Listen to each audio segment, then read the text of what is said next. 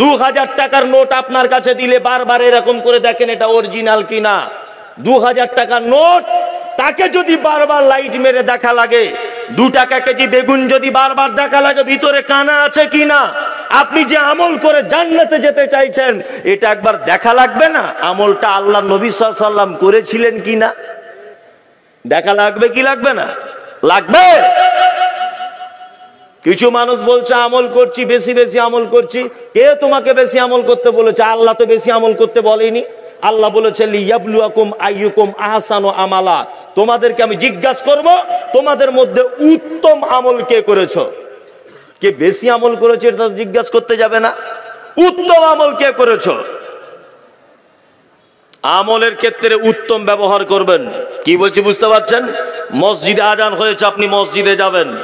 আপনি সব জায়গাতে যখন যাচ্ছেন ফক্স সেন মেরে চলে যাচ্ছেন, দামি জামা, মাথায় ভিআইপি টুপি, খুব ভালো বুট শুট, খুব ভালো মোজা পরে অফিস আদালতে যাচ্ছেন। আর মসজিদে যখন নামাজ পড়তে আসছেন মনে হচ্ছে লালগোলা থেকে ভিখারির বাচ্চা ঢুকছে। ছেঁড়া পাঞ্জাবি পরে, বগলের গন্ধতে ঘুম হয় না, মসজিদে ঢুকে গেল ফট করে। এটা কেমন চরিত্র? হ্যাঁ, সালাত নামাজ একটা ইবাদত। আপনি আল্লাহর দরবারে যাচ্ছেন কিছু চাইতে, কিছু পেতে, সেখানে একটু পরিষ্কার পরিচ্ছন্ন হয়ে যেতে হবে না? আমি তো বলে দিয়েছি এর আগেও, আবার আপনাকে বলছি, অন্তত পক্ষে 3-4টে পাঞ্জাবি কিনে রাখবেন শুধু মসজিদে যাওয়ার জন্য। পাঞ্জাবি পরেই যে নামাজ পড়তে হবে এটা চূড়ান্ত নয়। আমি খুব ভদ্রতা, ভালো পোশাক দেখতেও মানায়, এই জন্য বলছি আপনাকে 3-4টে পাঞ্জাবি কিনে রাখবেন। এটা একটা ইবাদত, ভালো। আবার মাদ্রাসা রয়েছে, মহিলা মাদ্রাসা, প্রায় 200-250 ছাত্রী পড়াশোনা করে। অনেক সময় দেখেছি আকিকার জন্য মানুষ ছাগল দিয়ে যায়। এমন ছাগল দেয় যাদের গায়ে একটাও লোম নাই, কেউ কেউ এরকম এরকম করে কাঁপছে, কারণ নাকে দেখছি সিকিনি বার হচ্ছে। তা আমার মাদ্রাসার গেটম্যানকে মাঝে সাঝে বলি, ছাগলগুলোকে ধরবি, ধরে জঙ্গলে বেঁধে দিয়ে আসবি, শিয়াল কুকুরে খেয়েলি। কে দিতে বলেছে আকিকার ছাগল? কে ওই ছাগল দিতে বলেছে? কুরবানি দেবার সময় দিচ্ছেন একদম হাড় বাড়ানো একটা গরু, কে আপনাকে কুরবানি দিতে বললো? কুরবানি যদি দিতেই হয় উত্তম পশু আল্লাহর কাছে পেশ করুন। আল্লাহ তাআলা এটাই চাইছেন, তুমি বেশি দামের দিয়েছো কিনা এটা নয়, উত্তম দিয়েছো কিনা এটা আল্লাহ দেখতে চাইছেন। কি বলছি বুঝতে পারছেন তো? আল্লাহ উত্তমটা দেখতে চাইছেন। আপনাদেরকে যদি মাঝখানে দুটো একটা উত্তম আমলের কথা বলে দিই, ইনশাআল্লাহ মানতে রাজি আছেন? ইনশাআল্লাহ বলুন। ইনশাআল্লাহ, ইনশাআল্লাহ। দুটো একটা উত্তম আমলের কথা বলে দিই। সর্বপ্রথম পবিত্র আল কোরআনের 2-4টে ভালো আমলের কথা বলে দিই, এগুলো সবাই মানার চেষ্টা করিয়েন। আল্লাহ তাআলা বলছেন, আল্লাযীনা ইউনফিকুনা ফিস সাররাই ওয়াজ যাররাই ওয়াল কাযিবিনাল গায়যা ওয়াল আফিনা আনিন নাস ওয়াল্লাহু ইউহিব্বুল মুহসিনিন। আল্লাহ সুবহানাহু ওয়া তাআলা বলেন, পৃথিবীতে যত ভালো আমল রয়েছে, পৃথিবীতে যত ভালো কাজ রয়েছে, তার মধ্যে এইখানে কয়েকটা ভালো কাজের কথা উল্লেখ করছেন। এক, ইনফিকুনা ফিস সাররাই ওয়াজ যাররাই, যারা দান করে সচ্ছলতায় এবং অসচ্ছলতায়। মাল দান করলে কমে যাবে এই ভয়ে রয়েছে, এই সময়তেও দান করে। মাল পর্যাপ্ত পরিমাণে রয়েছে সেই সময়তেও দান করে। এটা পৃথিবীর একটা ভালো আমল। ওয়াল কাযিমিনাল গায়যা, যারা নিজের রাগকে কন্ট্রোল করে নিতে পারে। কখনো রেগে গেলে উল্টো পাল্টা কাউকে বলতে যেন না। আল্লাহ নবী সাল্লাল্লাহু আলাইহি ওয়াসাল্লাম বলেছেন, অতিরিক্ত যখন তুমি রেগে যাবে তখন তুমি বারবার পড়ো আউযুবিল্লাহি মিনাশ শাইতানির রাজিম। আর তুমি যদি দাঁড়িয়ে থাকা অবস্থায় থাকো তাহলে তুমি তাড়াতাড়ি করে বসে যাও, এটা তোমার জন্য কল্যাণকর। কি বলছি বুঝতে পারছেন? রাগ হলে কি করবেন? তাহলে কি করবেন? বসে যাবেন, আর বেশি বেশি করে আউযুবিল্লাহি মিনাশ শাইতানির রাজিম এটা পড়বেন। বিশেষ করে যারা রাগী মানুষ তাদের জন্য এটা ঔষধ। ওয়াল আফিনা আনিন নাস, আর আপনি অবশ্যই মানুষকে ক্ষমা করতে শিখুন। এটা একটা উন্নত মানের আমল, মানুষকে ক্ষমা করে দিতে হবে। চলুন এইবার আপনাকে আমি কিছু কথা বলে যাচ্ছি, খুব মন দিয়ে শুনে নেন। আচ্ছা বলুন তো, আমরা কোন মানুষকে সামনে রেখে রাস্তা এগিয়ে চলি? এই মানুষটির নাম কি? মুহাম্মদ সাল্লাল্লাহু আলাইহি ওয়াসাল্লাম, তার আল্লাহ সুবহানাহু ওয়া তাআলা এই মানুষটিকে তিনি বলছেন আল কাযিবিন আল গায়জা ওয়াল আফিনা আনিন নাস, আপনি সর্বপ্রথম ক্ষমা করতে শিখুন মানুষকে। ক্ষমা করা এক মারাত্মক বড় গুণ। আল্লাহ নবী সাল্লাল্লাহু আলাইহি ওয়াসাল্লামের আপন চাচা আবু তালেব মারা গেলেন, খাদিজা মারা গেলেন, সাপোর্টে কোনো লোক নেই, একেবারে একা হয়ে গেলেন। আল্লাহ নবী সাল্লাল্লাহু আলাইহি ওয়াসাল্লাম মনে মনে ভাবলেন মক্কার মুশরিকেরা তো কঠিন অত্যাচার করছে আমাকে। আল্লাহ নবী সাল্লাল্লাহু আলাইহি ওয়াসাল্লাম আস্তে আস্তে তায়েফের মাটিতে চলে গেলেন। তায়েফে গেলেন ইসলামের দাওয়াত দিতে। হাজী সাহেব ভাইরা বুঝতে পারবেন যে রাস্তা কত কঠিন।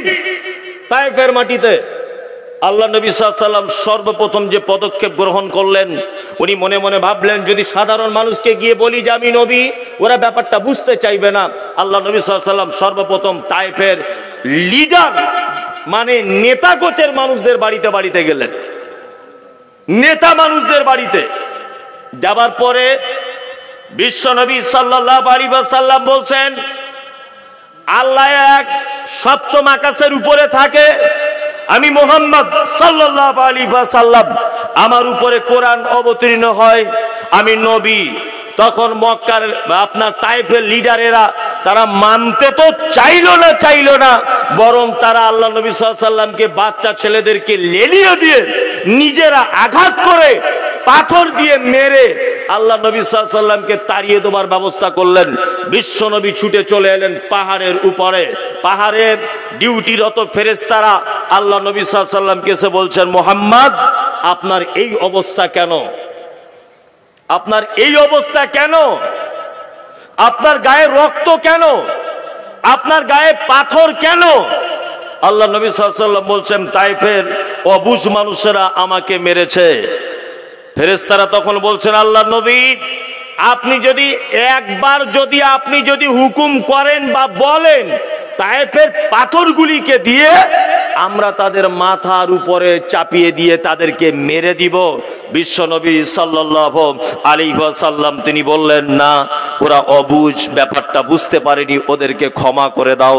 তোমরা যদি ওদেরকে মেরে দাও তাহলে আমি পরবর্তী সময়ে কার কাছে ইসলামের দাওয়াত নিয়ে যাব?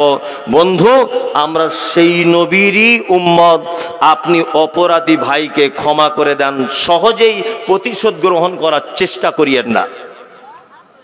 আল্লাহ তাআলা নিজে বলছেন, কি বলছেন? ওয়াল আফিনা আনিন নাস, আপনি ক্ষমা করতে শিখুন। আল্লাহু ইউহিব্বুল মুহসিনিন, নিশ্চয় আল্লাহ তাআলা এই সমস্ত বান্দাদেরকে সবথেকে বেশি ভালোবাসেন। আর দুটো একটা ভালো কাজ বলে দিই, খুব মন দিয়ে আমল করার চেষ্টা করিয়েন। এক, আল্লাহ নবী সাল্লাল্লাহু আলাইহি ওয়াসাল্লাম বলেছেন হাক্কুল মুসলিমি আলাল মুসলিমি খামসিন রাদ্দুস সালাম, একজন মুসলমান আর একজন মুসলমানের উপরে 5টা জিনিসের হক রাখে। কটা জিনিসের? কটা? 5টা। আজকে থেকে মেনে নেওয়ার চেষ্টা করিয়েন। এক, আল্লাহ নবী সাল্লাল্লাহু আলাইহি ওয়াসাল্লাম বলছেন রাদ্দুস সালাম, সালাম দিতে হবে কোন মুসলিম ভাইয়ের সঙ্গে দেখা হলে। ইনশাআল্লাহ দেওয়ার চেষ্টা করব, ইনশাআল্লাহ। আপনার ছেলে ইংলিশ মিডিয়ামে পড়ে, আপনিও খুব ভালো শিক্ষিত, আপনার ছেলে ইংরেজিতে মাঝে সাঝে কথা বলে, good morning, good evening, good afternoon. আপনার ছেলে ইংলিশ মিডিয়ামে পড়ুক, এতে আমার আপত্তি নেই। আপনার ছেলে গুড মর্নিং শিখুক, এতে আমার আপত্তি নেই। গুড আফটারনুন শিখুক, এতে আমার আপত্তি নেই। কিন্তু আপনি একজন মুসলিম হিসাবে আপনার ছেলেকে এটা বলে দিতে হবে, বেটা ওটা স্কুলে শিখতে হয়, তোমার চাচার সঙ্গে দেখা হলে তুমি বলবে আসসালামু আলাইকুম ওয়া রাহমাতুল্লাহ।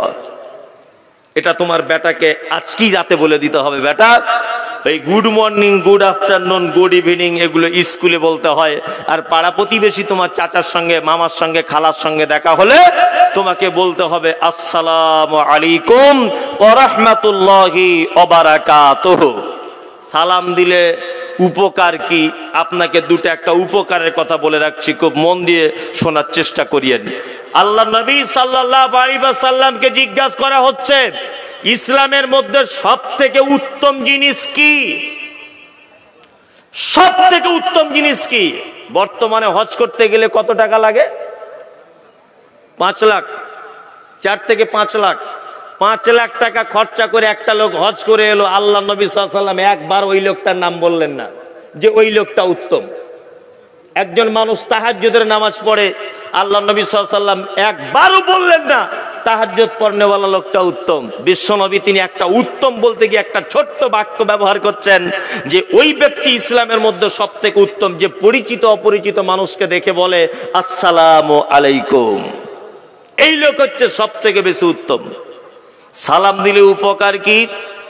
সালাম দিলে উপকার, একটা মানুষের সঙ্গে আপনার কথাবার্তা বন্ধ। আপনি যদি তার সঙ্গে কথা বলতে যান দেখবো ফট করে গাল দিয়েও দিতে পারে, কিন্তু আপনি যদি তার পিছনে দাঁড়িয়ে প্রথমে গিয়ে বলেন আসসালামু আলাইকুম, ও প্রতি উত্তরে জীবনে কোনোদিন গালাগালি দিতে পারবে না। পারবে? অন্তত মনে মনেও বলবে ওয়ালাইকুম আসসালাম, এটা বলবেই। আল্লাহ বলেছেন ইয়া আইয়ুহাল্লাযীনা আমানু লা তাদখুলুল বিয়ুতা গায়রা বুয়ুতিকুম, তোমরা যারা ঈমান নিয়ে এসেছো তোমরা শুনে নাও, তোমরা যখন নিজের বাড়িতে প্রবেশ করবে, তোমরা যখন অন্য কারো বাড়িতে যখন প্রবেশ করবে তখন দরজায় দাঁড়িয়ে যাও, দরজায় দাঁড়িয়ে গিয়ে বলবে আসসালামু আলাইকুম। ভিতর থেকে যদি আওয়াজ আসে তাহলে তুমি ভিতরে ঢুকতে পাবে, আর যদি আওয়াজ না আসে আল্লাহ বলছে তুমি বাড়িতেই ফেরত চলে যাও, এটা তোমার জন্য কল্যাণ হবে। ঢুকে যেতে পাবে না। আপনার নিজের বাড়িতে যদি হয় তাহলে ফিরে যেতে হবে না, একটু দাঁড়িয়ে যেতে হবে। জি, আল্লাহর ভাষা এটা। আপনার বাড়িতে মেয়ে রয়েছে, মেয়ের বয়স 16 বছর। আপনার বাড়িতে আপনার বোন রয়েছে, বোনের বয়স 16 বছর। আপনার বাড়িতে আপনার ভাবি রয়েছে, আপনার বাড়িতে আপনার মা রয়েছে, আপনার বাড়িতে আত্মীয় স্বজন খালা হোক ফুবু হোক কেউ এসেছে, পুরুষ মানুষ একজনও নাই।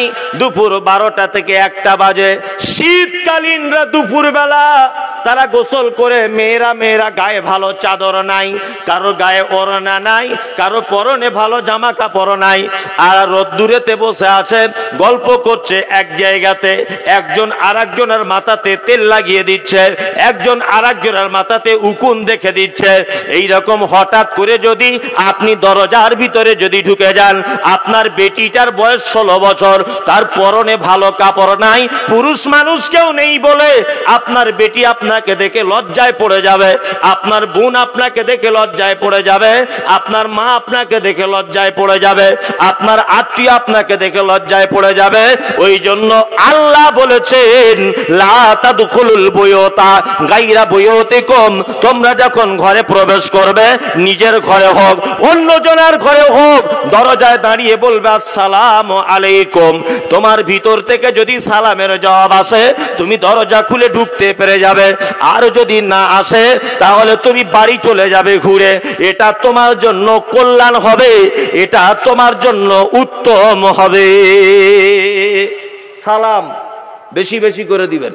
আল্লাহ নবী সাল্লাল্লাহু আলাইহি ওয়াসাল্লাম বলেছেন কত ডিফারেন্সে সালাম দিব না, একটা গাছ এপার ওপার হয়ে গেলে আবার বলো আসসালামু আলাইকুম। কি বলছি বুঝতে পারছেন না? 2 ওয়ায়াদাতুল মারিজ, আল্লাহ নবী সাল্লাল্লাহু আলাইহি ওয়াসাল্লাম দ্বিতীয় ভালো কাজ বলছেন অসুস্থ মানুষকে দেখতে যাও। এটা আমাদের সমাজে আছে, তবে এটা বৈষম্য ভেদে আছে। বৈষম্য বুঝেন? জি, এটা একটা সামাজিক প্রথাটা আমাদের এমন ভাবে চালু হয়েছে যেটা এখন বলতে গেলে বিস্তারিত ভাবে বলতে হবে। বিস্তারিত না হলেও আমি একটু আপনাকে ভাবানোর চেষ্টা করছি। এই যে রুগী দেখতে যাওয়া, সর্বপ্রথমের নেকিটা কত এটা আমি বলে দিই। আল্লাহ নবী সাল্লাল্লাহু আলাইহি ওয়াসাল্লাম বলছেন কোন মানুষ যদি সন্ধ্যাবেলাতে কোনো অসুস্থ মানুষকে যদি দেখতে যায়, তাহলে ফজরের সময় পর্যন্ত আসমানের ফেরেশতারা যে দেখতে গেছে তার জন্য দোয়া করে যে আল্লাহ ওকে আগে তুমি সুস্থ করো, তারপরে রুগীকে সুস্থ করো। কি বলছি বুঝতে পারছেন না? আমি মুমতাজুল ইসলাম দোয়া করলে কবুল হতেও পারে নাও পারে, তাই না? কবুল হতেও পারে নাও পারে, আসমানের ফেরেশতারা দোয়া করবে, এটা 1। 2, আল্লাহ নবী সাল্লাল্লাহু আলাইহি ওয়াসাল্লাম বলেছেন কোন অসুস্থ মানুষকে তুমি যদি দেখতে যাও, তার মাথাতে হাত দিয়ে বলবে লা বাসা তাহুরুন, ইনশাআল্লাহ ভাই তুমি টেনশন করো না, আল্লাহ তোমাকে সুস্থ করে দেবে। কোন ডাক্তার দেখাচ্ছ? না অভিষেক বন্দ্যোপাধ্যায়কে দেখাচ্ছি মালদার। এই ওই ডাক্তার দেখিও না, তুমি শ্যামল মুখার্জিকে দেখাও, ওই আমাদের ভালুকা রোডে বসে, ওই ডাক্তারটা খুব ভালো। এই পরামর্শটা শুধু একবার দিয়ে আসবেন। আল্লাহ নবী সাল্লাল্লাহু আলাইহি ওয়াসাল্লাম বলেছেন, যতক্ষণ সে রুগীর গায়ে হাত দিল, যতক্ষণ সে রুগীর মাথাতে হাত দিয়ে এই দোয়া পাঠ করলো লা বাসা তাহুরুন ইনশাআল্লাহ, ততক্ষণ যেন ওই লোকটা জান্নাতের ফল যেন পাঠতে থাকলো, মানে সে ততক্ষণ জান্নাতের ভিতরে থাকলো। ইনশাআল্লাহ আমরা অসুস্থ মানুষদেরকে দেখতে যাওয়ার চেষ্টা করবো ইনশাআল্লাহ। গ্রামের মোড়ল অসুস্থ হয়েছে, ধনী মানুষকে অসুস্থ হয়েছে, প্রধান বাবু অসুস্থ হয়েছে, দেখবেন তার বাড়িতে সবাই দেখতে যায়। ধনী মানুষ গেলে হয়তো একটা ইন্দিরা আবাসনের ঘর পাইয়ে দিতে পারে, ওই জন্য আপেল আঙ্গুর বেদানার যতই দাম হোক নিয়ে চলে যাবে তার বাড়িতে। নেতা গোছের মানুষ এই কারণে। আপনাকে এবার একটা কথা বলছি, এই কথাটা শুনে অনেক জনারই সহ্য হবে না, তবে সহ্য না করারও কিছু নেই, সহ্য করতেও হবে। যেমন আপনাকে একটা কথা বলছি, খুব ভেবেচিন্তে উত্তর দিবেন তো। আমাদের পাড়া প্রতিবেশীতে যারা একটু প্রভাবশালী মানুষ, শিক্ষায় বলুন, অর্থে বলুন, আর বংশে বলুন, জমি জায়গায় বলুন, যে কোনোভাবে একটু ধনী মানুষ আর কি, বড় মাপের মানুষ, এরা যখন কোনো বিপদে পড়ে যায় সব মানুষ দেখবেন এদের গিয়ে সাপোর্ট করে, করে না? করে। আচ্ছা আপনাদের গ্রামে একটা লোক মারা গেল, জীবনে দেখেছেন কোনো হাই স্কুলের হেডমাস্টার, কোনো মাদ্রাসার প্রধান শিক্ষক, বা কোনো হেড মাওলানা, বা গ্রামের একজন চাকরিজীবী লোক, বা গ্রামের একটা লোক বিডিও অফিসার, এইরকম একটা লোক রাতের বেলা কোদাল নিয়ে, রাতের বেলা কুড়ালি নিয়ে কবর খুঁড়তে গেছে জঙ্গলের ভিতরে, দেখেছেন কেউ? আপনাদের এলাকায় এগুলো হয়? হয় না, জীবনে দেখতে পাবেন না, এগুলো কখনো দেখতে পাবেন না। প্রফেসর, মাস্টার, ইঞ্জিনিয়ার, ব্যারিস্টার কেউ যাবে না। ধনী লোক, বিশাল কোটি কোটি টাকার মালিক, জীবনে কারুর কবর খুঁড়তে যায় না। অথচ কবর খোঁড়ে কারা? গরিব মানুষেরা, রিক্সা চালক মানুষ, ওদেরকে বলতে হয় না। হসপিটালে এখনো মৃত মানুষ পড়ে আছে, ও দেখবেন কোদাল নিয়ে চলে গেছে মাছতলাতে, ওকে বলতে হয় না। কোনোদিন মজুরি চায় যে তোমার মায়ের কবর খুঁড়েছিলাম 500 টাকা দাও? বলে? জীবনেও বলে না। এগুলো করে গরিব মানুষেরা।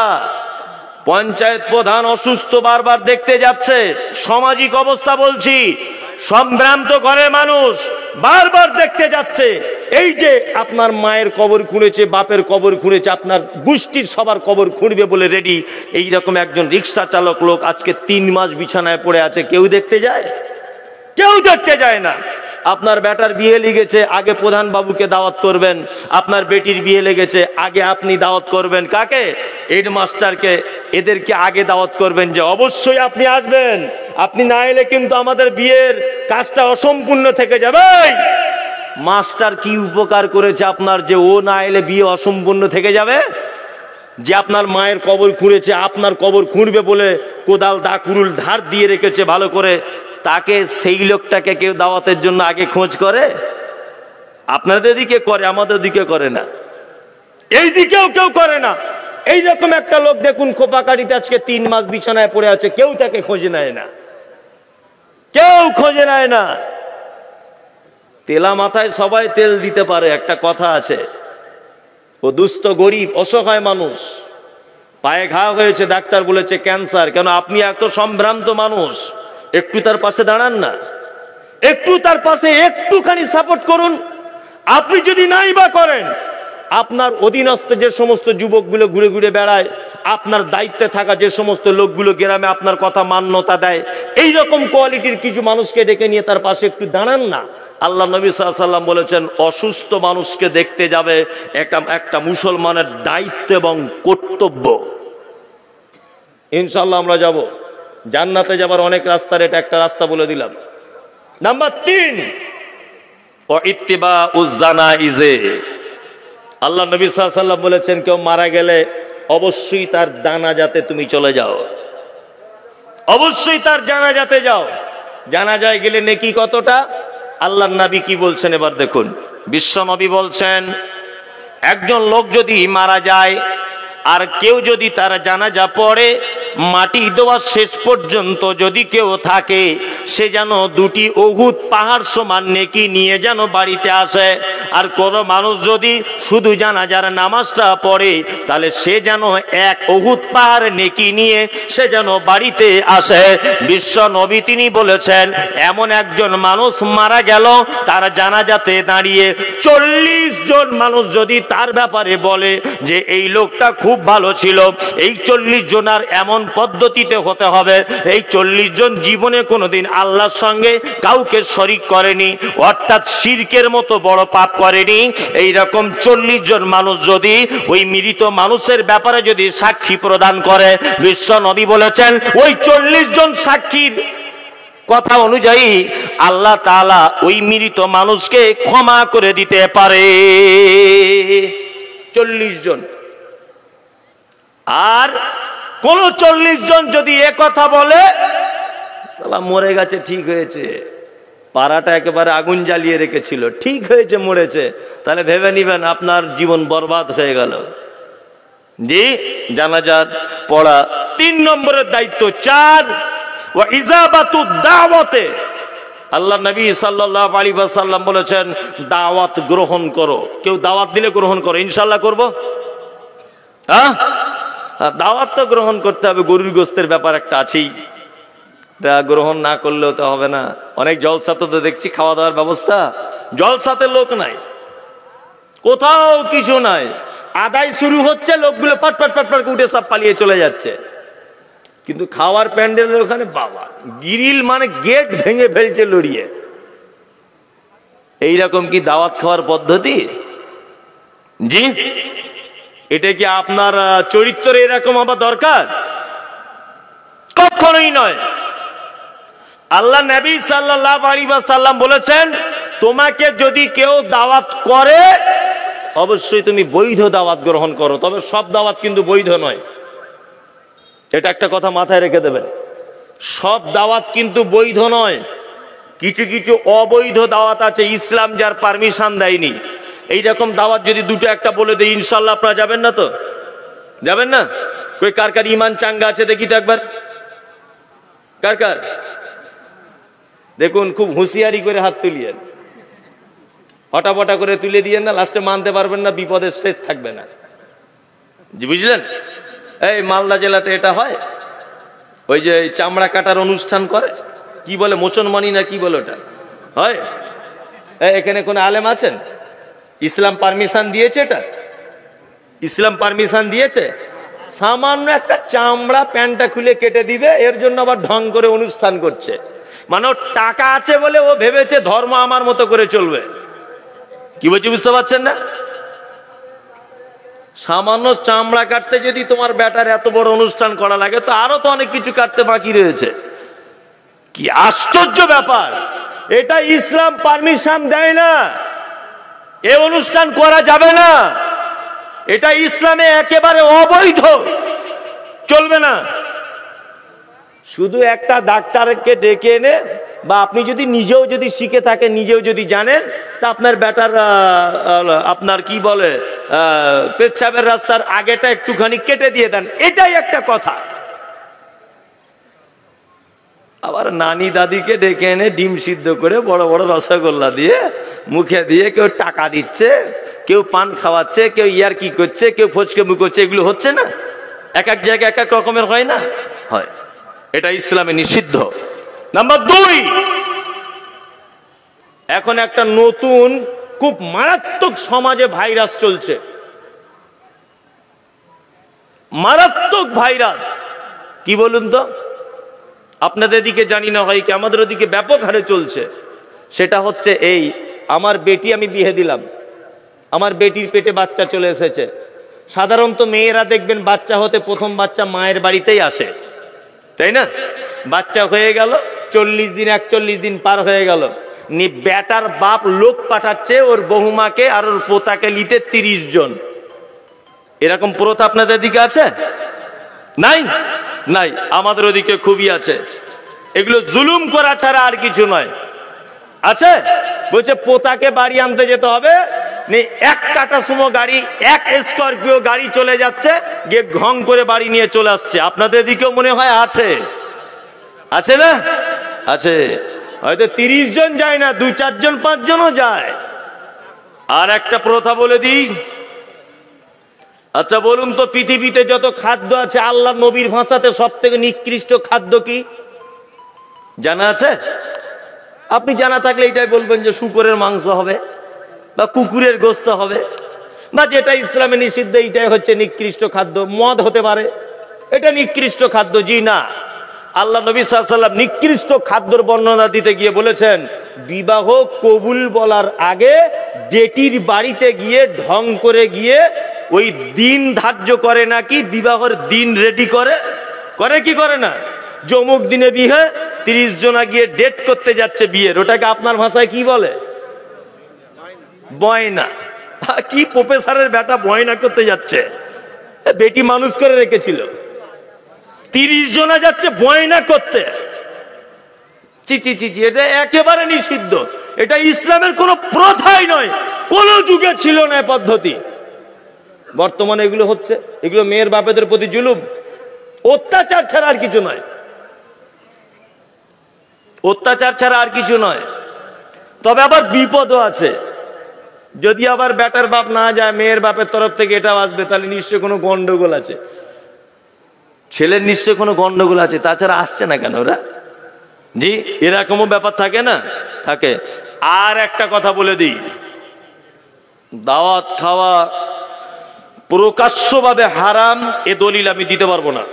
এইটা যেটা বলবো প্রকাশ্যভাবে হারাম, এটা আমি বলতে পারবো না। তবে আল্লাহ নবী সাল্লাল্লাহু আলাইহি ওয়াসাল্লামের একটা হাদিস দিয়ে আমি এটা প্রমাণ করতে পারবো। আল্লাহ নবী সাল্লাল্লাহু আলাইহি ওয়াসাল্লাম বলেছেন, ইয়া মাশারাশ শাবাব মান ইসতাতা মিনকুমুল বাব ফালিয়াতাজাওয়াজ। যুবক, তুমি বিবাহ করো, তোমার ক্ষমতা থাকলে বিবাহ করো। ক্ষমতার ব্যাখ্যা করতে গিয়ে ইমাম নববী 4টে কথা বলেছেন। 4টা ক্ষমতা বলতে 4টা। 1, শারীরিক ক্ষমতা থাকতে হবে।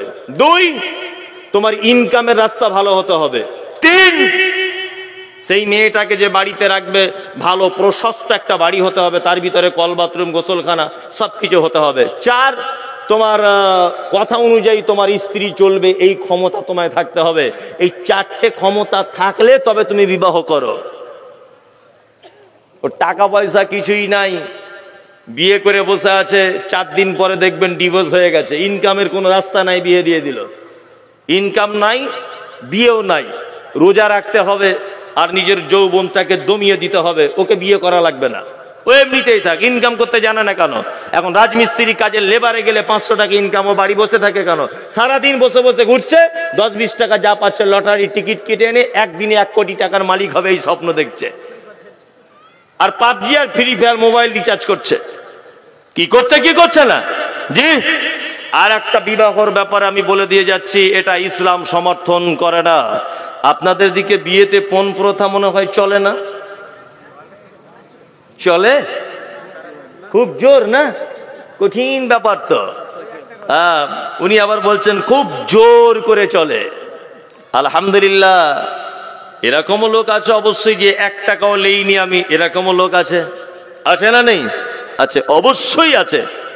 আবার কিছু লোক আছে হাত এইরকম করে তুলেও নামিয়ে নিচ্ছে, মানে কিছু নিয়েছো। ওরা হাত তোলা থেকে বুঝতে পারছি কিছু দিয়েছো। আবার অনেকজনা বলছে যে আমার শ্বশুর খুশি করে দিয়েছে। তোমার শ্বশুর ছোট 1 টাকার কয়েন পড়ে গেলে লাইট দিয়ে 4 বার খোঁজে, আর 1 লাখ টাকার গাড়ি তোমায় খুশি করে দেয়? হ্যাঁ, বদমাইশির জায়গা পাও না। তোমার শ্বশুরের 1 টাকার কয়েন হারিয়ে গেলে লাইট মেরে দেখে, আর ওই 1 লাখ টাকার গাড়ি তোমার খুশি করে দেয়? জি, এটা ইসলামে বৈধ নেই। চলুন আপনাকে এই প্রসঙ্গে 2-1টা কথা বলি। যারা পণ প্রথা নিয়েছেন, যারা নিয়েছেন, আপনি যদি একেবারে কনফার্ম হয়ে যান যে 100% এই লোকটা পণ নিয়েছে, আপনি অবশ্যই সামাজিকভাবে তাকে বয়কট করুন। যে আমি একজন সম্ভ্রান্ত মানুষ, আমাকে অনেকজনা আমাকে লক্ষ্য করে সমাজে অনেক মানুষ চলে, আপনি অবশ্যই বলুন যে এই বিয়েতে আমার মত নেই, আমি যাব না। দেখবেন আস্তে আস্তে আস্তে আস্তে করে এগুলো আস্তে আস্তে করে বন্ধ হবার লাইনে আসবে। অন্ততপক্ষে আপনি নিজে একটা পদক্ষেপ গ্রহণ করুন যারা নিয়েছে তারা কত ভালো লোক, আপনাকে একটা উদাহরণ পেশ করছি, খুব মন দিয়ে শুনবেন। একটা লোকের বেটির বিয়ে এক সপ্তাহ পরে তা লোকটা গরু ছাগল বেচে গরিব মানুষ 2 লাখ টাকা এক জায়গায় করেছে, 2 লক্ষ টাকা এক জায়গায় করেছে। তা তখন ব্যাংক ট্যাঙ্ক ছিল না, বাক্সের ভিতরে রেখেছে। পাড়ার কিছু চোর তারা খবর পেয়েছে যে চাচা গরু বিক্রি করে 2 লাখ টাকা এক জায়গায় করেছে বেটির বিয়ে, তাই টাকাগুলো চুরি করব। চাচা চাচি দুজন শুয়ে আছে, বুড়া মানুষ ওর বেটিও শুয়ে আছে। এখন চোরগুলো রাতের বেলা এসে দরজা আওয়াজ করছে। চাচা বুড়া মানুষ, ও তখন হারিকেনটা ধরিয়ে বলছে, কারা রে বাবা তোরা? বলছে আমরা কেউ নয় চাচা, একবার দরজাটা খোলো। দরজাটা খুলেছে যেই, আর চোরেদের মধ্যে একজন বদমাইশি করে একটা ভাঙা বন্দুক এই জায়গাটায় ধরেছে। বলছে চাচা এটা কি বলো দেখি? বলছে বাবা বন্দুক। তো বলছে তোর এইখান থেকে চালাবো, এই দিক থেকে বার করব। সত্যি কথা বল, একটা কথা জিজ্ঞাসা করছি। বলছে কি বল? বলছে বেটির বিয়ে দিবি বলে যে টাকাটা রেখেছিস কোথায়? বলছে বাক্সের ভিতরে। চাচা ভয়ে বলে দিয়েছে। এখন চাচিরও ঘুম ভেঙে গেছে, ও এসে চোরগুলোর পায়ে জড়িয়ে ধরে গেছে। দেখ বাবা, সোনা আমার, মানিক আমার, চাঁদ আমার, হীরের টুকরা, 2 লাখ টাকা মাত্র রেখেছি। প্যান্ডেলের বায়না দেওয়া হয়ে গেছে, মিষ্টির দোকানে বায়না দেওয়া হয়ে গেছে, গোস্তের দোকানে বায়না দেওয়া হয়ে গেছে, সব কিছু রেডি। যদি টাকা নিয়ে চলে যাস বেটিটার বিয়ে দিতে পারবো না। চোর কোনোদিন ধর্মের কাহিনী শোনে? বুড়িটাকে মেরেছে এক লাথি, তো 3 ফুট দূরে গিয়ে ক্যাও ক্যাও ক্যাও ক্যাও করতে করতে ছুটেছে।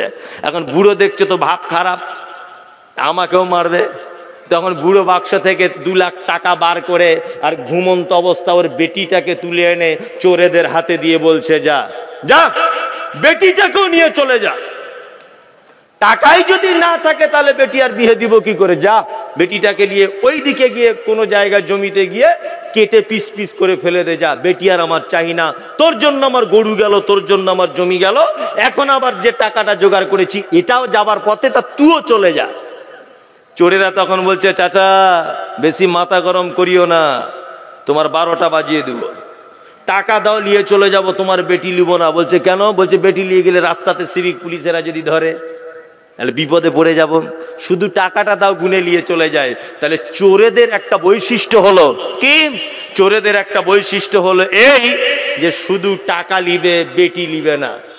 আর বর্তমানে কিছু বেটার বাপের বৈশিষ্ট্য হলো এই যে বেটিও নিবে, টাকাও নিবে। তাহলে বলুন তো চোর ভালো না বেটার বাপেরা ভালো? কারা ভালো? চোর ভালো। চোরেদের কোয়ালিটি আছে, ওরা বেটি লিবে না, শুধু টাকা লিবে। আরে এত বড় হারামখোর, এর কোনো কোয়ালিটিই নাই, এর কোনো কোয়ালিটিই নাই। এর টাকাও লিবে, বেটিও লিবে। বেটিটা লিলি খুব ভালোই হলো, বৌমা করে এনেছো বাড়িতে। তা বাচ্চা মেয়ে, মাটির বাড়ির মেয়ে, 2 তলা বাড়িতে বিয়ে হয়েছে। কাঁচের গ্লাস শাশুড়ি দিয়েছে মাজতে, পরিষ্কার করতে। তা কলের কাছে গিয়ে পরিষ্কার করছে কাঁচের গ্লাস, ফট করে একটা গ্লাস হাত থেকে পড়ে গেছে। জীবনে তো মেজে অভ্যাস নেই বাচ্চা মেয়ে। তখন ও শাশুড়ি মিষ্টি করে বলছে, তুমি কি এর আগে কোনোদিন কাঁচের গ্লাস চোখে দেখোনি বৌমা? আচ্ছা বলুন তো এই ভাষাটা মেয়েটার জন্য আনন্দদায়ক না বেদনাদায়ক? বেদনাদায়ক। বাচ্চা মেয়ে বারবার 2 তলার উপরে উঠছে আর নামছে। 2 তলা দেখেছে স্বামীর 2 তলা, বারবার উঠছে আর নামছে, বারবার উঠছে আর নামছে। শ্বশুর তখন মিষ্টি করে বলছে, এর আগে কি জীবনে কখনো 2 তলা বাড়িতে ওঠোনি? জি। নিজের বেটি এইরকম 50টা গ্লাস ভেঙে পরে সংসার করতে গেছে, তখন ক্ষমা। আর পরের বেটি একটা গ্লাস ভেঙে দিয়েছে, তখন বলছে তুমি কি জীবনে কাঁচের গ্লাস চোখে দেখনি বৌমা? এই কথা বলতে হয় কেন? হ্যাঁ, এই কথা বলতে হয় কেন? অনেক শ্বশুর মশাই বর্তমান বাজারে অভিযোগ করছে গ্রামের মোড়লদের কাছে, বৌমারা দেখছে না, বৌমারা দেখছে না। বৌমা দেখবে কেন? বৌমা দেখবে কেন? আপনি দেখার উপযুক্ত কিনা সেটাকে নিজেকে রেডি করুন,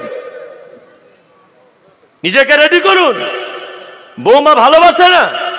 আরে রাস্তার একটা কুকুরকে যদি আপনি 4-5 বার যদি চুচু চুচু করে ডাকেন, ও আপনার পিছন পিছন ঘুরবে।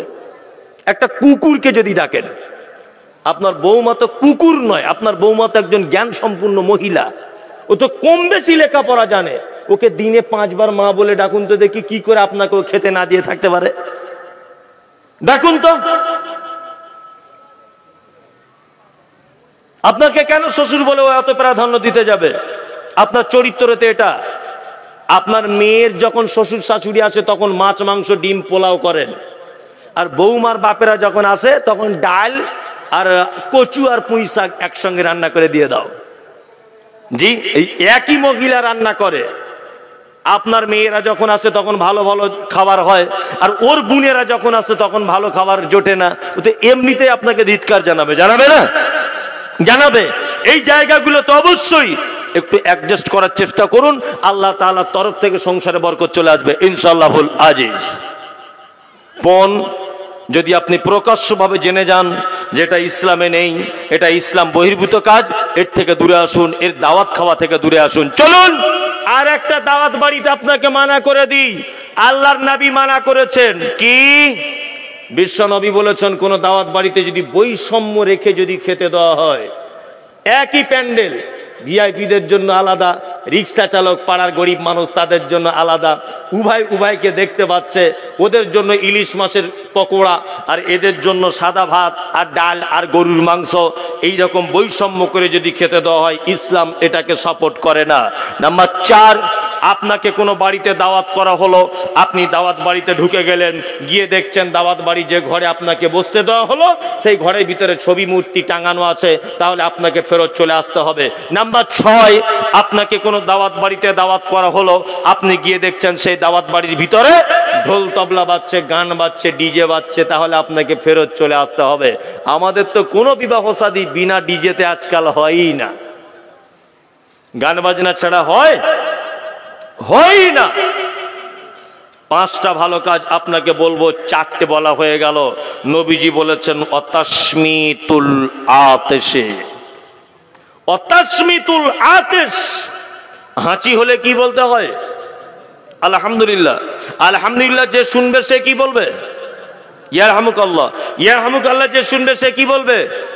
ইয়াহদিকুমুল্লাহ ওয়া আসলিহু বালাকুম। এই 3 পর্যায়ের উত্তর আপনাকে দিতে হবে। 5টা ভালো কাজ বলে দিলাম, মানবেন না মানবেন ওটা আপনার ব্যাপার। তবে হযরত মুহাম্মদ সাল্লাল্লাহু আলাইহি ওয়াসাল্লামের হাদিস বাংলায় অনুবাদ করে দিলাম 5টা। 1 পরিচিত অপরিচিত মানুষকে সালাম দিবেন। 2 অসুস্থকে দেখতে যাবেন। 3 জানাজার সালাত আদায় করবেন। 4 বৈধ দাওয়াত কবুল করবেন। 5 হাঁচি হলে উত্তর দিবেন। যে কাজ কথা বলতে বলতে এতদূর পর্যন্ত এলাম, আল্লাহ তাআলা আমাদেরকে পাঠিয়েছেন কেন পাঠিয়েছেন? ওমা খালাকতুল জিন্না ওয়াল ইনসা ইল্লা লিয়াবুদুন, শুধুমাত্র তার ইবাদত, তার বান্দিগি করার জন্য। এখন আমরা ইবাদত বলতে কি বুঝি? ইবাদত বলতে কি বুঝি এবার আপনাকে বলি। আমরা ইবাদত বলতে বুঝি নামাজ পড়া, রোজা রাখা, হজ করা, যাকাত দেওয়া, এইগুলোই ইবাদত, তাই তো? জি না। এইগুলো যদি ইবাদত হবে তা আরো আনুষঙ্গিক যে কাজগুলো আছে এগুলো কি? এইগুলো কি? এটা আপনাদের জানা আছে? এটা আমি সব জায়গাতে বলি। 1 গ্লাস পানি পান করতে গেলে কটা সুন্নত লাগে? একজন বলছেন 4টা, একজন বলছেন 5টা, একজন বলছেন 6টা। ওই ভাই বললেন 4টা। জি না, 1 গ্লাস পানি পান করতে গেলে 6টা সুন্নত লাগে। কটা? 6টা। জেনে যান। 1, দেখে পান করতে হবে, পানিটা দেখে পান করতে হবে। 2, বসে পান করতে হবে। 3 নিঃশ্বাসে পান করতে হবে। 4, ডান হাতে পান করতে হবে। 5, বিসমিল্লাহ বলে পান করবেন। 6, পান করা হয়ে গেলে বলবেন আলহামদুলিল্লাহ। এই 6টা পদ্ধতি। এই 6টা পদ্ধতিতে 1 গ্লাস পানি যদি আপনি পান করেন, ওটাই আপনার ইবাদত। জি, আপনি ভাত খেতে বসেছেন, আল্লাহর নবী বলেছেন ভাত খাবার আগে তুমি একটা দস্তরখান ফেলে নাও। বিশ্ব নবী বলেছেন তুমি যখন ভাত খাবে তোমার থালা বা তোমার বাসনের মাঝখানে যেন হাত মেরে দেবে না, কারণ মাঝখানে আল্লাহর রহমত বর্ষণ হয়, আল্লাহর করুণা বর্ষণ হয় প্রত্যেক পাত্রের মাঝখানে। নবীজি বলেছেন তুমি যখন হাত দিবে এক সাইডে তুমি হাতটা ভালো করে মাখিয়ে নাও। নাম্বার 3 আঙুল দিয়ে ভাত মাখিয়ে খাওয়ার চেষ্টা করবেন।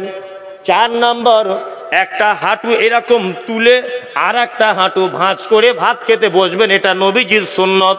আর একটা সুন্নত হলো দুটো হাঁটু উঁচু করে বসতে পারেন, এটাও একটা হাদিসে রয়েছে। ভাত খেতে খেতে একটা দুটো ভাত দস্তরখানে পড়ে গেল, আপনি তুলে নিবেন, তুলে নিয়ে আবার ওটা খেয়ে নেবেন। আপনাকে আবার বলে দিই, একবার দুইবার করে লোকমা তুলবেন আর খাবেন, আর কি মাঝে সাঝে আলহামদুলিল্লাহ বলবেন, বিসমিল্লাহ বলে খাওয়া শুরু করবেন। নিজের দিক থেকে খাবেন, বাসনের মাঝখানে হাত দিয়ে ভাত মাখাবেন না। আর কি করবেন, দস্তরখান বিছাবেন। 6 নম্বরে ভাত খাওয়া হয়ে গেলে একটা দোয়া রয়েছে, আল্লাহর নবী শিখিয়ে দিয়েছেন, আলহামদুলিল্লাহিল্লাযী আতামানি ওয়াসাকানি ওয়াজআলনি মিনাল মুসলিমিন। এই দোয়াটা পড়ে যদি আপনি ভাত খাওয়া শুরু করা আর ভাতের শেষ পর্যন্ত যদি এই পদ্ধতিতে যদি খেতে পারেন, তাহলে আল্লাহর নবীর কথা অনুযায়ী ওটা আপনার ইবাদত বলে গণ্য করে নেওয়া হবে। ওটা ইবাদত বলে গণ্য করে দেওয়া হবে। ইবাদতের জন্য মানুষকে পাঠানো হয়েছে, এটা এই পর্যন্ত বাদ দিয়ে দেন, আর এই ব্যাপারে বলছি না। নাম্বার 2, লিইউযহিরাহু আলাদ দীনি কুল্লি। আল্লাহ বলছে পৃথিবীতে তোমাদেরকে পাঠানো হলো প্রত্যেক মতাদর্শের উপরে ইসলাম শ্রেষ্ঠ, এইটা প্রমাণ করার জন্য তোমাদেরকে পাঠানো হয়েছে। আচ্ছা, এবার একটা মজার কথা বলি, শিক্ষিত মানুষেরা খুব ভালো বুঝতে পারবেন। আচ্ছা বলুন তো দেখি, রাস্তা দিয়ে চলতে গেলে আমরা ডান দিকে চলি না বাম দিকে চলি? বাম দিকে চলি। এখন যদি আপনি মোস্তানি করে বলেন যে হাদিসে আছে আল্লাহ নবী বলেছে ডান দিকে চলতে হবে, হাদিসে কোন দিকে আছে?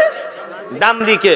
তাহলে আপনি যে চলেন বাম দিকে, আপনি যদি এখানে একটা মোটরসাইকেল নিয়ে ন্যাশনাল রোডে যদি বলেন আমি এখন হাদিস মানবো, ডান দিকে যাব, আপনি যদি অ্যাক্সিডেন্ট হয়ে যান, তাহলে সরকার বা গাড়ি ইন্স্যুরেন্স কোম্পানি বা পাবলিক কেউ আপনার সাপোর্ট করবে? কেউ সাপোর্ট করবে না। তাহলে এইখানে ইসলাম শ্রেষ্ঠ, ইসলামের মতাদর্শ সর্ব উন্নত মানের, এটা আপনি কি করে পদক্ষেপ নেবেন? এটা কি সম্ভব এই সিচুয়েশনের মধ্যে? একদমই সম্ভব নয়, একদমই সম্ভব নয়। আমার দেশের গ্রাম্য পঞ্চায়েত থেকে দেশের রাষ্ট্রপতি পর্যন্ত প্রতিটা মানুষ কোরআন হাদিসের বিপক্ষে, বিপক্ষে নয়। তাহলে আপনি এইখানে কি করে হাদিস কোরআন শ্রেষ্ঠ এটা প্রমাণ করবেন? এটা সম্ভব? সম্ভব নয়। এখন একটা জিনিসের মাধ্যমে আপনাকে প্রমাণ করতে হবে, আমি যা গবেষণা করে পাচ্ছি অল্প বিদ্যাতে, একটা জিনিসের মাধ্যমে আপনাকে কি করতে হবে? ইসলামকে কায়েম করতে হবে। সেটা হচ্ছে এই আপনার বডিটাকে দিয়ে। আপনার বডি, যদি বলছেন বডিটা কেমন করে, আপনাকে ইসলাম কায়েম করতে গেলে একটা পদ্ধতি বলে দিচ্ছে, শুনে নেন। বিডিও অফিসে সবাই লাইন দিয়ে দাঁড়িয়ে আছে, সবাই চৈত্র মাসের প্রখর রোদ্দুর, সবাই যখন পানি পিপাসা লাগছে দাঁড়িয়ে ধক ধক ধক ধক ধক ধক করে বোতল নিয়ে পানি পান করছে। আপনি তাড়াতাড়ি করে, আপনার যখন পিপাসা লেগে যাবে, এক বোতল পানি নিয়ে সাইডে গিয়ে একটু বসে 3 নিঃশ্বাসে পানিটা পান করুন। আর একজনের মনে প্রশ্ন জেগে যাবে এটা, যে এতগুলো মানুষ দাঁড়িয়ে দাঁড়িয়ে পান করলো, আব্দুল্লাহ ভাই তুমি কেন বসে পান করলে? তখনই আপনি বলুন, এই পান করার কথা বলেছেন বিশ্ব নবী মুহাম্মদ সাল্লাল্লাহু আলাইহি ওয়াসাল্লাম। তাহলে একটা সুন্নত প্রতিষ্ঠিত করা আপনার বডিকে দিয়ে আপনি শুরু করুন, আপনার বডিটাকে দিয়ে। নাম্বার 2, আল্লাহ সুবহানাহু ওয়া তাআলা বলছেন লিইউযহিরাহু আলাদ দীনি কুল্লি, পৃথিবীর সমস্ত ভ্রান্ত মতবাদ থেকে ইসলামের কোরআন এবং হাদিস সত্য, এটা প্রমাণ করে দিতে হবে। আমি মমতাজুল ইসলাম এটা প্রমাণ করতে গিয়ে এখন বাড়ি ঢুকতে পারছি না, বুঝলেন না? বাড়ি ঢুকতে পারছি না। শুধু একটা জায়গাতে আমার মিস্টেক, যেটা যদিও সত্য কথা, সেটা হচ্ছে এই ভাষাগুলো যদি আমাকে কোনো হিন্দু ভাই বলতেন মেনে নেওয়া যেত। একজন বড় বড় দাড়িওয়ালা লোক, বড় টুপিওয়ালা লোক, বড় পাঞ্জাবিওয়ালা লোক স্টেজে উঠে আমার নাম করে বলছে মমতাজুল ইসলামের যেদিন জন্ম হয় সেদিন ওর বাপ বাড়ি ছিল না, ও বেজম্মা, এই ভাষা ব্যবহার করছে। কে? একজন হুজুর। হুজুরের আমি এটাই বিরোধিতা করেছি। হুজুর বলছিলেন বক্তব্য রাখতে রাখতে এই কথা যে আল্লাহ নবী সাল্লাল্লাহু আলাইহি ওয়াসাল্লাম ফুরফুরা শরীফে নাকি এসেছিলেন। আমি বলেছি এটা একদমই মিথ্যা কথা, হতে পারে না।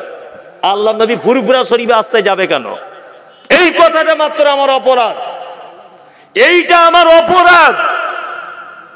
আজকে আবার একটা নতুন কথা বলে দিয়ে যাচ্ছে সোশ্যাল মিডিয়াতে, কালকে দেখবেন আবার আমার গালাগালি শুরু হবে সোশ্যাল মিডিয়াতে। ওরা বক্তব্য রাখতে রাখতে হুজুরেরা বলেছে যে ইমাম মাহাদি নাকি ফুরফুরা শরীফে আসবে। আমি মমতাজুল ইসলাম এটা বলছি যে একেবারে 100 নয় 102% বললেও মিথ্যা হবে না, একেবারেই মিথ্যা। ইমাম মাহাদি আর জায়গা পেল না, ওই কেন আসবে ইমাম মাহাদি? আমি বলেছি তাবিজ ব্যবসা ইসলামে নেই, তাবিজ হারাম। আমি বলেছি মাজার পূজারি ইসলামে নেই, এটা হারাম। হযরত মুহাম্মদ সাল্লাল্লাহু আলাইহি ওয়াসাল্লাম থেকে শুরু করে আবু বকর, ওমর, উসমান একজনেরও মাজার হলো না। পৃথিবীতে যদি মাজারের যদি পদ্ধতি থাকবে, পৃথিবীর সবথেকে দামি মানুষের নাম কি? মুহাম্মদ সাল্লাল্লাহু আলাইহি ওয়াসাল্লাম। পৃথিবীর সবথেকে বড় মানুষ মক্কা থেকে ঘুরে এসেছেন। প্রিন্সিপাল সাহেবকে একবার জিজ্ঞাসা করে বলুন যে আপনাকে ওখানে পুলিশ দাঁড়াতে দিয়েছিল? একদমই দাঁড়াতে দেয় না।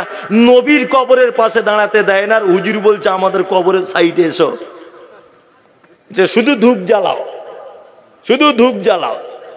আমি তো বলে দিয়েছি কালকেও, আজকেও বলছি এটা।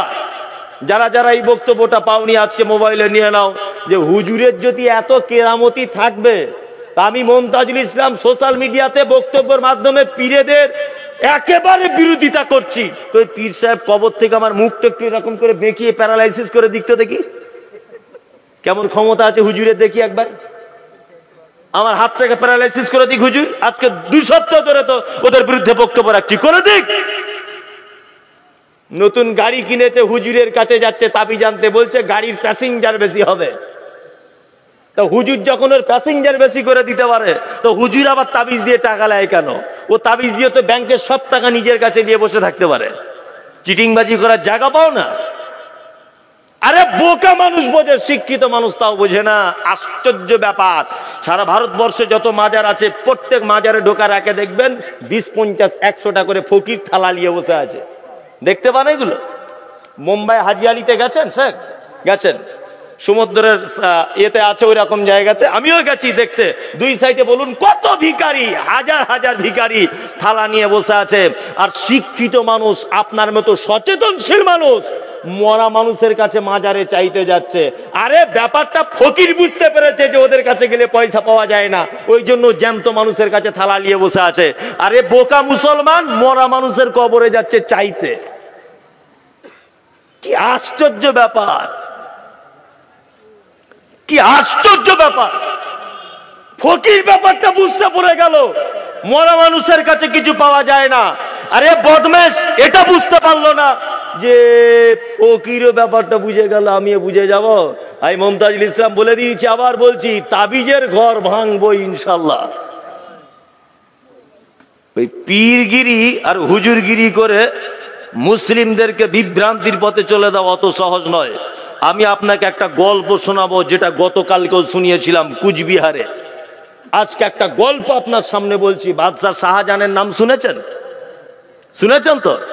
বাদশাহ শাহজাহানের দরবারে একটা লোক এসেছে, খুব মন দিয়ে শুনবেন, গল্পের মাধ্যমে জ্ঞান আছে। তার বাদশাহ শাহজাহানের কাছে লোকটা এসেছে, কাঁধে একটা লাঠি, পিছনে আছে একটা খাঁচা, সামনে আছে একটা খাঁচা। খাঁচা বুঝেন তো, যেটা পাখি রাখে। তা বাদশাহ শাহজাহান দেখছে যে ওর একটা খাঁচাতে পাখি আছে, আর একটা খাঁচা ফাঁকা, আর একটা খাঁচা কি ফাঁকা। তা বাদশাহ শাহজাহান বলছে, ভাই এদিকে এসো, এদিকে এসো। আচ্ছা তোমার একটা খাঁচাতে পাখি, আর একটা খাঁচা ফাঁকা কেন?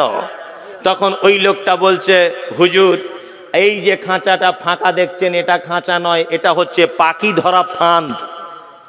বলছে একটা পাখি কেন আপনার খাঁচাতে?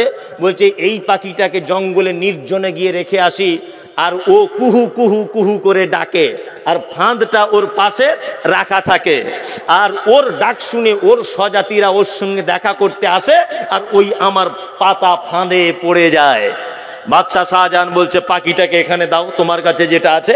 পাখিটাকে দিল, বাদশাহ শাহজাহান সাথে সাথে দুখণ্ড করে দিলেন। এর সত্য মিথ্যা জানি না, এটা গল্পর আকারই আপনি নেন, বাংলা বইয়ে পড়ে বলছে, এটা হাদিস কোরআন নয়।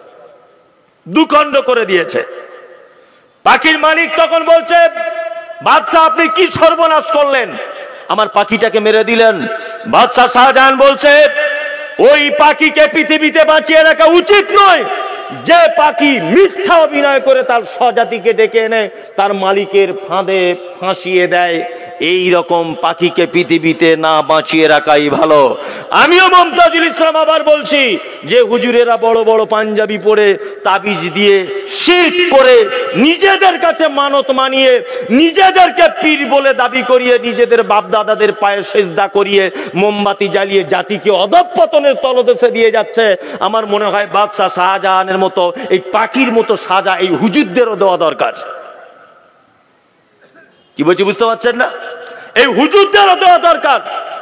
প্রত্যেক সগী আকীদার আলেম ওলামাদেরকে বলছি, যার কাছে যেমন বিদ্যা আছে, যার কাছে যেমন জ্ঞান আছে, যার কাছে যেমন ইলমিয়াত আছে, এই হুজুরদের পিছনে এদের ব্যাপারে সঠিক কথা বক্তব্য সোশ্যাল মিডিয়াতে ছাড়ুন। আপনার চ্যানেল থাক বা নাই থাক, নিজের ফেসবুক পেজে আপনি বলুন যে পীর প্রথা ইসলামে নেই, কোশ্চিন কালেও ছিল না, কিয়ামত পর্যন্ত থাকবে, এ কথাও ভ্রান্ত।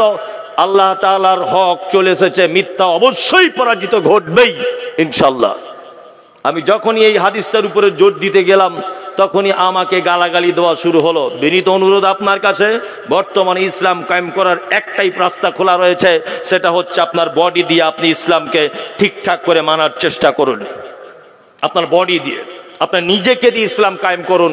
হারাম কাবা থেকে দূরে থাকুন, হালালকে বেশি করে ধরে নেন, আপনি ইসলামিক কাজগুলো বেশি করে আঁকড়ে ধরুন, অসামাজিক কাজ থেকে বিরত থাকুন, আপনি আপনাকে দিয়ে ইসলাম কায়েম করার চেষ্টা করুন। কি বলছি বুঝতে পারছেন? নাম্বার 3, আল্লাহ পৃথিবীতে আমাদেরকে কেন পাঠালেন? আল্লাহ তাআলা বলছেন লিয়াবলুয়াকুম আইয়ুকুম আহসানু আমালা।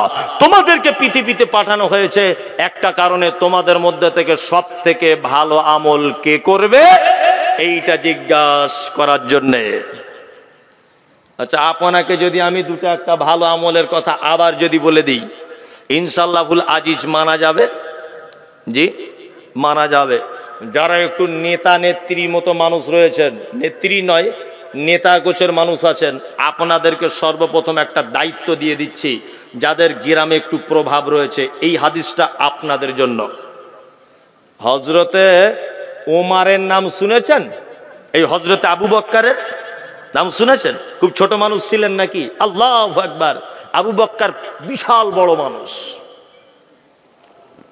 আল্লাহ নবী সাল্লাল্লাহু আলাইহি ওয়াসাল্লাম আবু বক্কারের ব্যাপারে বলতে বলতে বলেছেন, সারা পৃথিবীর মানুষের ঈমান যদি এই দিকে দেওয়া হয় আর আবু বক্কারের ঈমান যদি এই দিকে দেওয়া হয়, আবু বক্কারের ঈমান ভারী হয়ে যাবে। আল্লাহু আকবার।